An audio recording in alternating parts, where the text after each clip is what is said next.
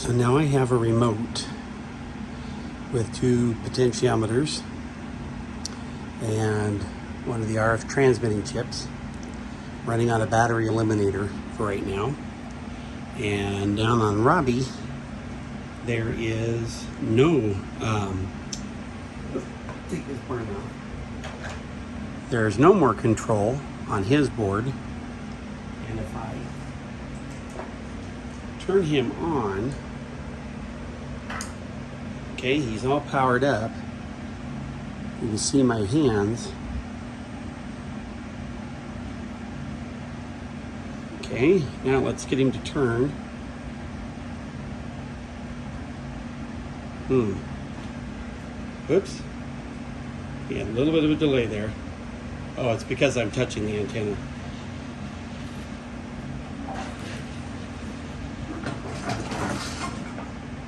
Okay, turned around, and he's off.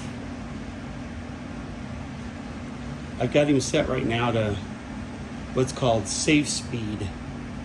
So he can't go more than a quarter of his total speed at all. And that lets me maneuver in a really tight space. So here he's come. He's gonna park himself. There we go. All done with a remote control.